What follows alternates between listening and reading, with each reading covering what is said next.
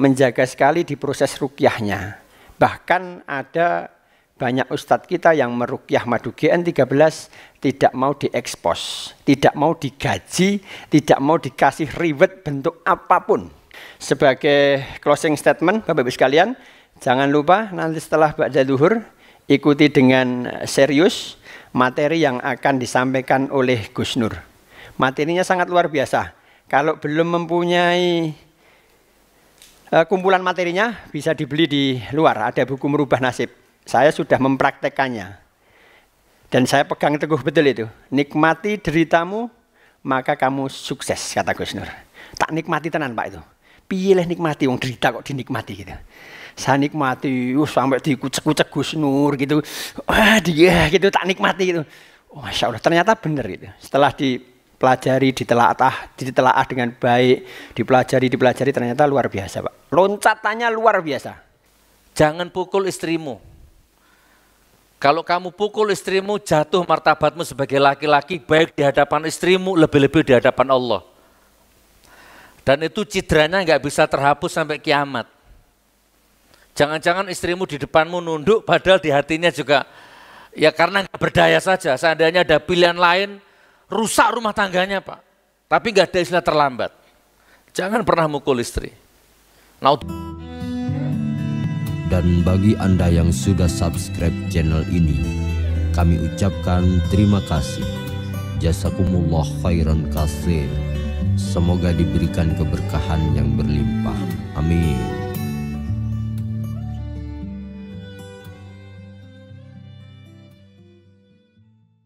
Oke saudaraku, ini info yang saya bisa bagikan ke Anda semua. Insya Allah khasiatnya banyak, nanti diputarkan khasiatnya, banyak testimoni. Kalau sama sudah masuk di grup agen itu ngeri-ngeri itu. Sebelah nggak punya keturunan, dengan izin Allah konsumsi ini hamil. Kan ada itu, saya nggak bohong. Ayo yang sudah agen pasti tahu.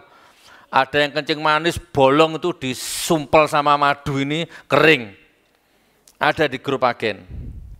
Insya Allah ya, nanti barangkali di sini ada yang mau testimoni, monggo silahkan. Baik. Assalamualaikum warahmatullahi wabarakatuh. Saya agen madu GN13 dari Pamanukan dan Indramayu. Dalam kesempatan malam ini ada sedikit cerita bahagia dari kami. Mungkin langsung istri saya aja yang boleh bercerita. Silakan. Assalamualaikum warahmatullahi wabarakatuh. Di kesempatan malam ini yang berbahagia, alhamdulillah saya udah mengkonsumsi madu GN13 ini udah hampir habis 3 botol ya. Dan ini kemasan kecilnya baru 1 botol. Saya berikhtiar dan rumah tangga saya udah hampir 5 tahun. Alhamdulillah dengan konsumsi madu ini Allah mengabulkan ikhtiar kami dan hasilnya seperti ini ya. Kita dapat garis 2, alhamdulillah. Nah, seperti ini. Alhamdulillah sekali ya. Terus yang buat kalian yang mau ikut gabung di madu GN13 ini boleh banget ya. Atau kalian mau join reseller, bisa hubungi kami ya di nomor tertera yang di bawah.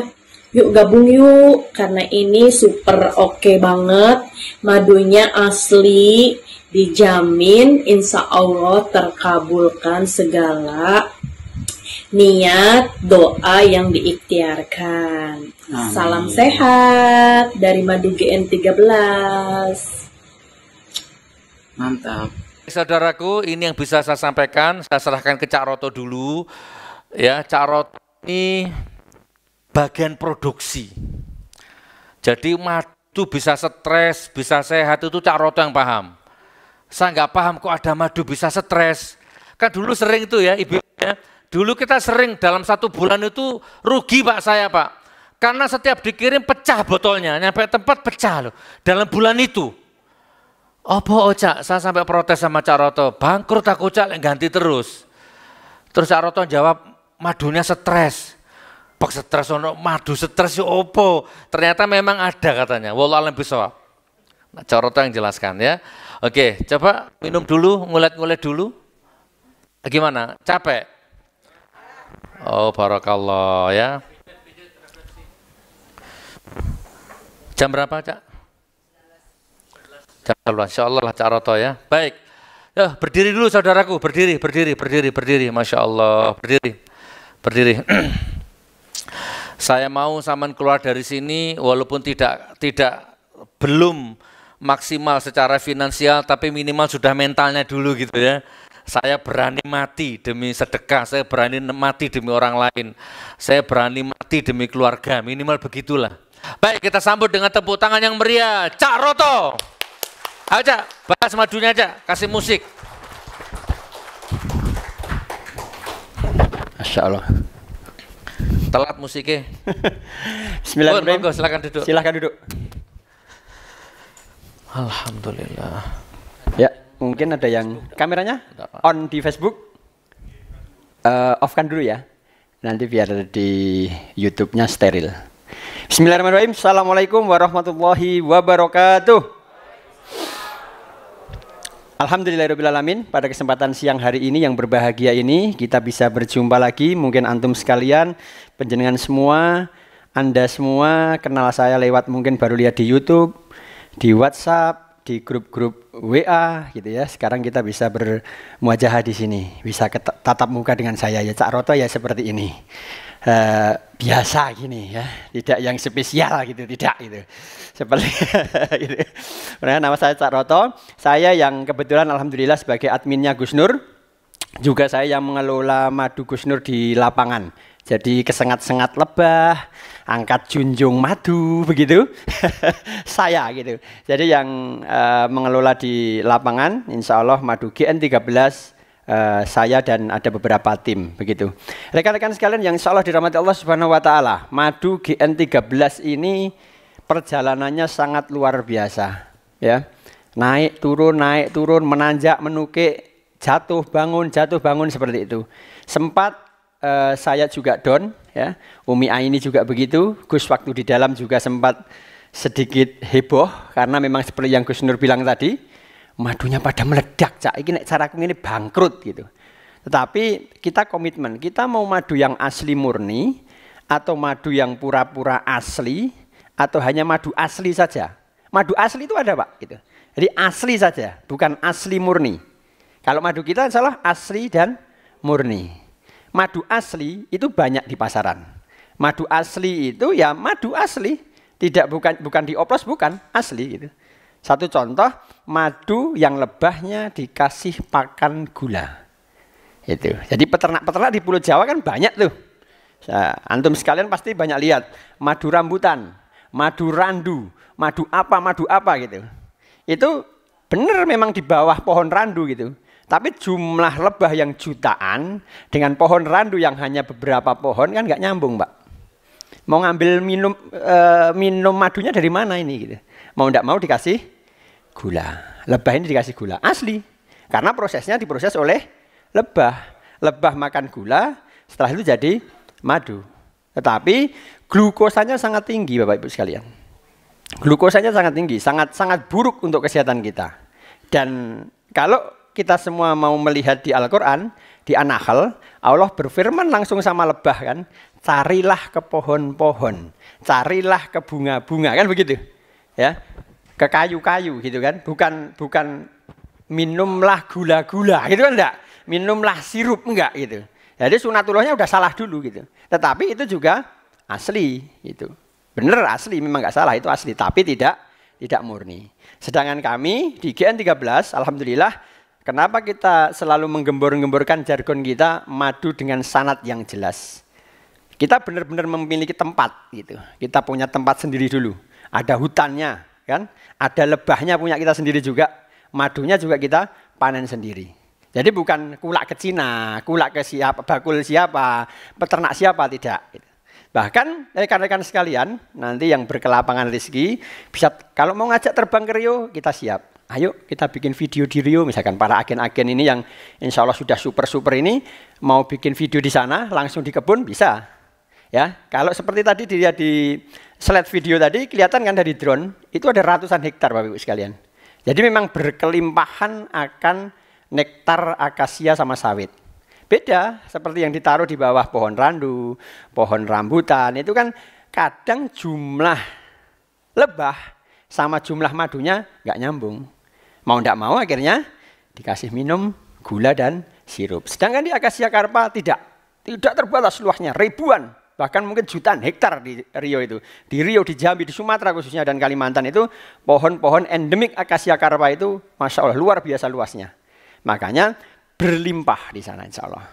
Nah bedanya cuma satu, ketika hasilnya itu menurun, ya hasilnya menurun itu karena faktor cuaca alam. Faktor alam itu hujan. Kalimantan, Sumatera itu tidak mengenal musim panas, musim hujan, Pak. Kalau di Rio itu suka-suka, kadang musim panas itu juga hujan. Gitu.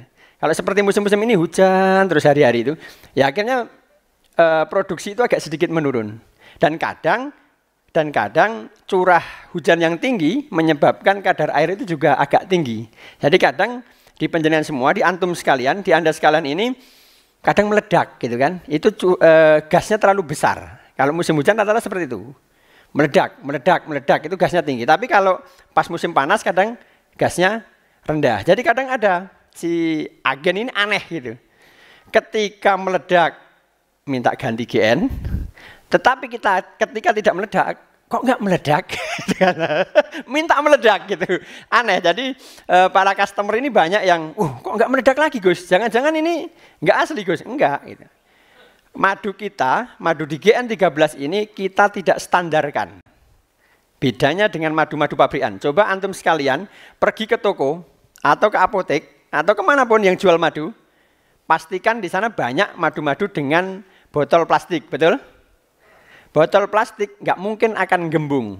Ketika tidak menggelembung, berarti tidak ada gas di dalamnya. Berarti enzim diastasenya sudah dimatikan. Sedangkan enzim diastase ini, enzim yang sangat penting sekali di dalam madu. Ketika itu sudah dimatikan, maka fungsinya tinggal 10% Bapak Ibu sekalian. Madu antum sekalian tinggal 10%. Yang tadinya 100%. Kalau kita enggak, bodoh amat mau meledak, bodoh amat, ganti aja sudah. Kayak kemarin kita ganti ke Papua, berapa meledak? 16, ganti. Gitu. Berapa meledak? 40, ganti. Gitu sudah. Karena memang kita menjaga kualitas kita. Bodoh amat, mau rugi udah urusan nanti. Yang penting kualitas sanad ini benar-benar terjaga. Jadi kita tidak ada standarisasi. Kalau antum sekalian pergi ke toko-toko itu ya, banyak madu-madu produksi pabrikan itu standar semua. Mau produksi tahun 2021 sama mau produksi tahun 2011 sama rasanya. Pasti sama. Madu titik-titik itu di luar, antum belanja tahun kemarin sama besok rasanya sama. Terus nggak mungkin gelembung karena nggak ada gasnya. Sama, standar. Tapi kalau madu kita bisa antum sekalian cek ya. Mungkin orderan hari ini sama orderan bulan depan atau bulan kemarin pasti berbeda. Kok agak kecut ya gitu. Ini kok agak seger. Oh ini kok agak manis-manis gimana gitu. Ini kok kekentalannya bagus ya. Ini kok agak encer gitu kan. Kadang kita nggak ada standarisasi. Apa adanya sudah. Panen, kemas, panen, rukyah, kemas, kirim sudah. Jadi tidak ada standarisasi seperti di pabrik-pabrik, tidak. Cuman higienisitas kita juga higienis, gitu. Tetap menjaga higienis tetap. Cuman untuk menstandarkan dengan pasteurisasi, dipanaskan dulu Pak, Bu. Kalau mau distandarisasi seperti di pabrik itu dipanaskan dulu. Dipanaskan sampai suhu tertentu, kadar air benar-benar kecil sekali. Kadar air benar-benar kecil sekali, jadi agak benar-benar kental gitu. Masukkan botol, dijamin tidak akan meledak. Dijamin gasnya hilang. Dijamin enzim diastasenya hilang. Jadi bukannya sehat ketika kita minum, karena tinggal 10% Pak. Tetapi malah nggak sehat ke badan kita. Itu kalau madu-madu pabrikan. Ya. Wabillahi bisawab, tapi dengan segala, ini saya nggak tahu kalau di pabrikannya. Tapi yang jelas proses mereka seperti itu, nggak bisa nggak. Kalau proses mereka benar, pasti botol plastik mereka akan gembung. Madu GN13, coba antum buka, kasih botol plastik, ditutup, didiamkan beberapa hari, pasti gembung. Pasti. Karena gasnya masih hidup. Gitu. Dan ini walaupun antum buka beberapa hari, terus tutup lagi, tetap nggak akan kemana-mana ini. Hidup madu kita. Kalau Umi bilang, madu kita ini hidup. Ngeri kan? Seperti itu. Jadi sekelumit tentang kenapa kita di sini menjaga sanad kita benar-benar, itu di sini. Jadi antum sekalian, Anda sekalian harus benar-benar yakin, meyakinkan kepada customer lain, kepada reseller-reseller, kepada customer, diyakinkan betul proses madu kita seperti ini. Jadi ketika ada pertanyaan-pertanyaan, dijawab aja. Nanti yang misalkan kurang tahu, bisa japri, bisa ditanyakan di grup gitu. Jadi edukasi tentang madu untuk teman-teman, semuanya para agen ini pastikan paham dulu ya. Dibenahi sedikit demi sedikit, edukasi tentang madu ini. Jadi ketika ada pertanyaan dari customer, ketika ada pertanyaan dari pelanggan, itu bisa jawab. Ini madunya kok kayak gini sih? Wah, sebentar ya, tak tanya dulu, selesai sudah. Reputasi penjenengan semua habis kalau tanya dulu gitu. Pastikan sedikit demi sedikit dipelajari ya. Karakter madu kita ini seperti apa? Diambilnya di mana? Ya kan? Terus unsur-unsur yang terkandungnya di dalamnya seperti apa? Kalau ada komplain cara menghandlenya seperti apa? Dipelajari. Pelan semuanya harus tahu. Jangan sampai kita hanya modal jualan saja, tetapi tidak mempunyai materinya gitu. Ketika ditanya, aduh aku nggak tahu itu, selesai sudah. Gimana sih katanya madunya bagus, ketika ditanya kok nggak tahu sih gitu. Terus proses ruqyah Bapak Ibu sekalian, kita menjaga sekali seperti yang Gus Nur sudah sampaikan tadi, menjaga sekali di proses ruqyahnya. Bahkan ada banyak ustadz kita yang meruqyah madu GN13 tidak mau diekspos, tidak mau digaji, tidak mau dikasih reward bentuk apapun, tidak mau. Pokoknya sudah, madu datang, kita ruqyah, selesai. Sampai Gus Nur mau ketemu, Gus Nur pun tidak tahu siapa yang meruqyah. Ada satu yang mau itu karena memang ya harus dokumentasi, mau tidak mau kan kita harus gitu ya. Seperti yang tadi di video, sebenarnya itu beliau juga nggak mau gitu. Tapi ustadz-ustadz yang lain benar-benar menjaganya sampai seperti itu. Jadi keikhlasannya sampai tidak mau. Pokoknya ruqyah ya ruqyah aja sudah. Kita bacakan saja. Sampai Gus Nur mau ketemu, enggak bisa gitu. Jadi proses madu ruqyahnya ini memang benar-benar luar biasa. Di ruqyahnya insya Allah ikhlas, lillah seperti itu. Dan mungkin menjadi wasilah kesembuhan, menjadi wasilah kebaikan buat para pelanggan. Salah satunya selain daripada asli dan murni tadi, mungkin dari wasilah ruqyahnya yang benar-benar insya Allah ikhlas lillahi ta'ala. Bapak Ibu sekalian yang insya Allah dirahmati Allah Subhanahu wa ta'ala, ini sekelumit tentang madu kita yang ada di Rio. Jadi nanti teman-teman agen semuanya ketika kurang-kurang apa, perlu pertanyaan-pertanyaan apa, bisa langsung dijabri saja. Atau mungkin di grup atau jabri ke saya. Misalkan ada yang mau ke sana, bisa kita antarkan. Sama-sama ke sana, liburan ke sana, wisata ke kebun, oke, boleh gitu kan. Nah, nanti sama-sama kita ke sana, ngambil video di sana, iklan di sana, boleh. Karena tidak ada yang ditutup-tutupi, memang kebunnya juga ada, lebahnya juga ada, punya kita sendiri, jadi nggak ada yang di ini. Santai, fair gitu. Jadi nanti misalkan penjenengan semua mau ke sana, boleh, terbuka sekali. Ini yang kaitannya dengan madu. Sebagai closing statement, Bapak Ibu sekalian, jangan lupa nanti setelah ba'da zuhur, ikuti dengan serius materi yang akan disampaikan oleh Gus Nur. Materinya sangat luar biasa. Kalau belum mempunyai kumpulan materinya, bisa dibeli di luar. Ada buku Merubah Nasib. Saya sudah mempraktekannya. Dan saya pegang teguh betul itu. Nikmati deritamu, maka kamu sukses, kata Gus Nur. Tak nikmati tenan Pak itu. Pilih nikmati, wong derita kok dinikmati gitu. Saya nikmati, sampai dikucek-kucek Gus Nur gitu. Wah dia gitu, tak nikmati gitu. Oh, Masya Allah, ternyata benar gitu. Setelah dipelajari, ditelaah dengan baik, dipelajari ternyata luar biasa Pak. Loncatannya luar biasa. Loncatan saya 2017 sampai 2022 ini loncatannya sudah nggak masuk akal Pak. Jadi pelajari betul buku Gus Nur, kalau yang belum punya bisa beli di luar, dan betul-betul diperhatikan materi nanti setelah ba'da zuhur, diperhatikan betul. Kalau kurang paham, japri Gus Nur. Mudah-mudahan bermanfaat rekan-rekan sekalian, Bapak Ibu sekalian. Materi yang sedikit saya sampaikan ini, nanti misalkan ada kurang-kurang, misalkan ada pertanyaan-pertanyaan lagi, bisa disambung di lain kesempatan dan mungkin bisa japri. Mungkin sebelum ditutup ada pertanyaan tentang seputar madu? Apa aja yang kedua? Apa Pak? Bahagiakan istrimu, muliakan suamimu, sakinahkan rumah tanggamu. Sehebat apapun titelmu, gelarmu, sebesar apapun gajimu, kalau istrimu merana, suamimu enggak bermartabat, selesai, kholas. Mau jual permata, jual emas, jual mobil, bangkrut Anda Pak. Jangan bekerja, jangan mengejar kesuksesan di atas ketidakbahagiaan rumah tangga, enggak ada rumusnya. Demi Allah Pak, ini jalan pintas. Gus Nur, saya ingin jadi suami yang bermartabat, saya ingin jadi laki-laki yang berwibawa. Muliakan istrimu. Anda otomatis jadi suami yang berwibawa. Insya Allah. Wa ma khalaqtul jinna wal insa illa liya'budun. Aku tidak ciptakan jin dan manusia kecuali untuk ibadah kepadaku, kata Allah begitu. Ibadah kepada Allah bukan sholat dan puasa saja. Ada ibadah muamalah, membahagiakan orang, membahagiakan rumah tangga. Udah Pak. Tempuh jalan ini. Kok bengong Pak? Kenapa Pak? Pokoknya muliakan istrimu. Istriku, mulai sekarang kamu nggak boleh nangis. Dari ujung rambutmu sampai ujung kakimu, Abi yang biayai. Pembalut jangan pakai yang 10 ribuan, buang. Pakai yang 100 ribuan kalau ada. Berikan yang terbaik untuk istrimu. Serius Pak? Serius Pak, serius. Jadikan kebudayaan ini coba.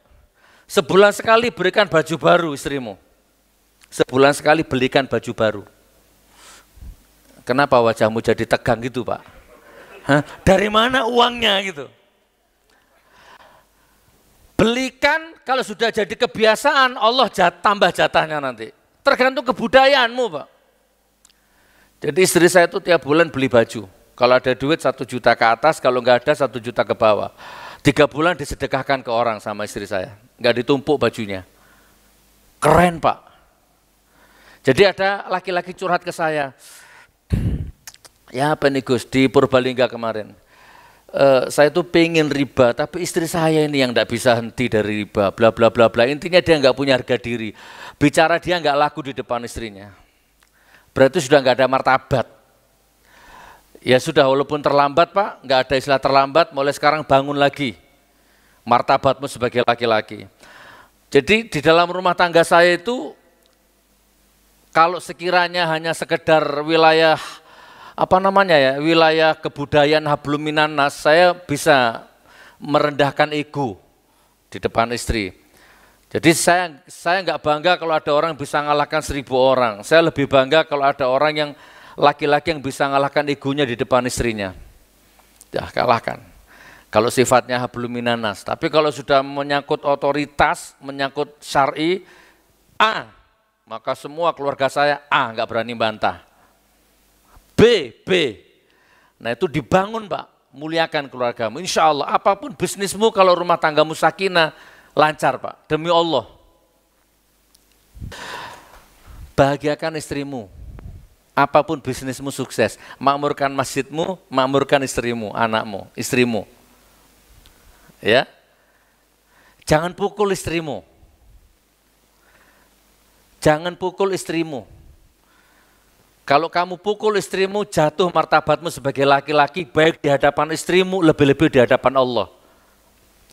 Dan itu cidranya nggak bisa terhapus sampai kiamat. Jangan-jangan istrimu di depanmu nunduk, padahal di hatinya juga, ya karena nggak berdaya saja. Seandainya ada pilihan lain, rusak rumah tangganya Pak. Tapi nggak ada istilah terlambat. Jangan pernah mukul istri. Naudzubillah min dzalik, pengecut. Berarti badanmu laki-laki tapi jiwamu perempuan berarti. Jiwamu bencong berarti. Kalau emosi sama istri, lampiaskan, pukul tembok apa kayak. Udah, pukulkan ke tembok. Jangan pukul ke istrimu. Itu anaknya orang. Dari kecil disayang sama orang tuanya, gede kamu pukul. Laki-laki apa? Tidak boleh Pak. Demi Allah tidak boleh. Saya merasakan punya anak perempuan. Jam 12:30 malam panas, lidahnya keluar, matanya hilang yang hitam ini. Tidak punya duit, tak buka baju saya, tak buka baju dia, tak peluk jalan kaki saya, cari dokter. Jam 12:30 malam. Kena step itu di Perumahan Keraksan 20-30 tahun yang lalu. Ketika saya belum apa-apa. Dokter, panas ini Pak, jam 12:30 malam. Jiwa raga saya curahkan untuk anak perempuan saya. Begitu dinikah orang dipukuli. Nggak akan sukses. Lihat laki-laki, lihat suami, lihat rumah tangga di sebelahmu yang suka mukul istrinya. Lihat, setahun, 2 tahun, 3 tahun, 4, 10 tahun, 20 tahun, nggak akan ada perubahan. Nggak akan ada. Beli mobil, dijual. Beli mobil, nabrak. Ada saja. Buktikan kalau nggak percaya. Mau kerja apa sampean, percuma. Habis dipukul di koloni. Ya mudah-mudahan istrimu tulus. Kalau sudah sampai mati rasa, kamu nggak akan bisa memiliki hati istrimu. Hanya jasadnya tok. Udah nggak usah hidup. Nggak usah jadi laki-laki, percuma. Saya mau sukses, bahagiakan rumah tanggamu. Selesai. Nggak usah jimat, nggak usah dukun, nggak usah macam-macam. Saya siap mati bergalang tanah demi keluargaku. Saya siap terhina demi keluargaku. Saya siap apalah nestapa demi keluargaku. Ini istana ini. Ini aku. Ini keluargaku. Itu istana. Ini beling. Gak masalah. Bismillah, la haula wa la quwata illa billahil. Tunggu nak ya, Abi akan ambil istana itu. Krek, krek, gak masalah. Berdarah, pakai berdarah, nggak apa-apa. Istriku, anakku, terus mati berkalang tanah. Syahid matinya. Laki-laki ayo, bangun. Wah, laki-laki kok jadi bencong gini ya. 10 tahun, 20 tahun, 30 tahun nggak ada perubahan. Ada yang salah berarti Pak. Kebahagiaan istrimu tergantung dirimu, presiden rumah tangganya. Emosi saya ini. Ya, ayo Pak. Jangan selingkuh hanya di, naudzubillah min dzalik. Siap membahagiakan istri. Yang dijual madu, yang dijual kopi, yang dijual mobil, terserah apapun yang dijual. Makmurkan masjidnya, bahagiakan istrimu. Selesai, kholas. Kholas Pak. Aku akan hantam, aku akan hancurkan kamu wahai dunia. Ya, yang penting jangan sampai gini loh. Gini. Jadi sering aku masa kecil atau mungkin orang tuaku dulu nggak bahagia, nggak harmonis, nggak masalah. Masa kecilku nggak bahagia, nggak masalah. Tapi yang penting masa kecil anakku bahagia. Masa tua orang tuaku tidak jadi manula yang rendah. Itu aja prinsipnya Pak. Kan orang itu harus punya motivasi Pak. Nah ini motivasinya. Masjid ini, masjid ini. Udah ini motivasinya. Nggak ada istilah terlambat. Oh, malaikat takjub lihat subhanallah. Takjub, malaikat itu takjub kalau lihat suami itu menyayangi istrinya itu malaikat itu tepuk tangan malaikat itu. Tapi kalau zaman menganiaya istri, setan yang tepuk tangan. Gak sukses Anda Pak, daripada buang-buang waktu. Gak ada istilah terlambat, hari ini diruqyah. Insya Allah. Siap Pak? Jangan mukul istri, jangan dolimi istrimu, itu anaknya orang. Kalau kamu dolimi istrimu, khawatir nanti anak perempuanmu didolimi orang, baru kamu tahu rasa nanti. Tidak boleh Pak. Haram jadah, najis. Nah istri Pak, ada hadis.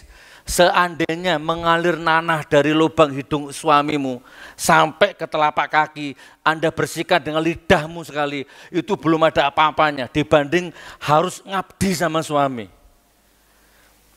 Jadi sudah, mau gajinya lebih besar dari istri, ya sudah, tetap takdim sama suami. Mas aku rono ya, ndak usah, ya sudah, cep diem. Mas aku rono, ndak usah, cep diem. Kalau seperti ini selesai Pak, selesai. Ihdinas siratal mustaqim, siratal ladzina an'amta 'alaihim ghairil maghdubi 'alaihim waladdallin, amin. Saudaraku, ini yang bisa saya sampaikan. Sampai ketemu di seminar berikutnya dan Anda sudah jadi orang yang freedom, merdeka. Tidak punya utang, tidak punya beban, insya Allah. Yang terakhir itu ada panitia akan membagikan sertifikat kepada Anda. Dari saya akhiri, wassalamualaikum warahmatullahi wabarakatuh. Tepuk tangan untuk Anda. Kasihkan sertifikatnya, dipanggil atau bagaimana sistemnya? Oke, simbolis ya. Pak Yulianto. Yang mana Pak Yulianto? Pak Monggo, Yulianto. tafadhol. Ini ada sertifikat. Dari Gresik. Dari Gresik, nanti di Bingkai ya. Oke.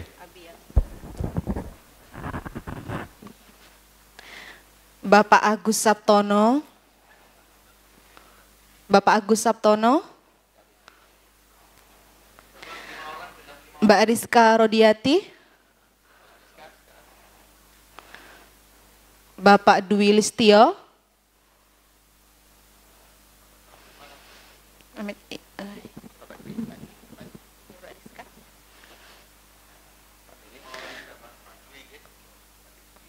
Ibu Donik Intan,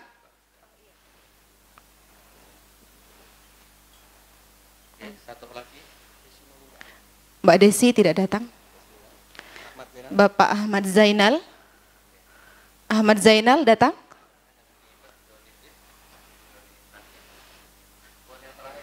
Ahmad Zainal. Simbolis, nanti yang lain dibagikan terakhir. Situ.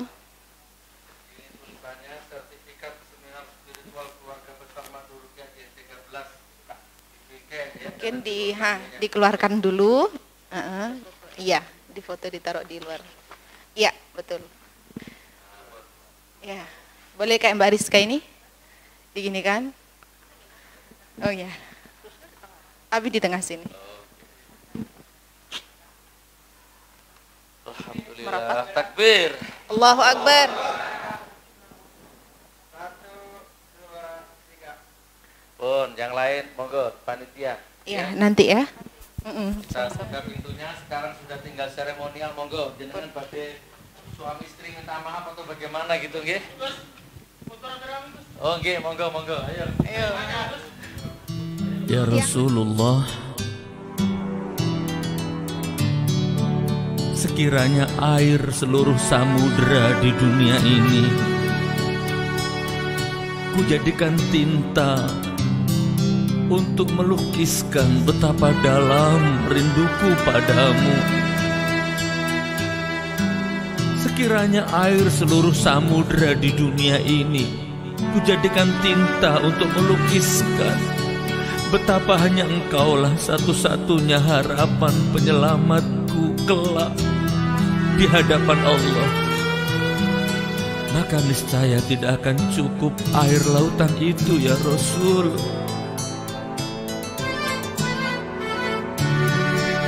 Seandainya air mata sepanjang hayatku ini ku jadikan pula tinta untuk melukiskan betapa dalam cintaku padamu,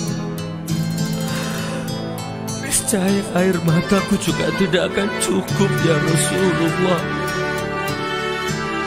Sungguh betapa nestapanya hidupku seandainya tanpa syafaatmu ya Rasul. Hanya dengan syafaatmu lah ya Rasulullah terlahir sejuta harapan untuk aku bisa berjumpa dengan Allah, tujuan hidupku.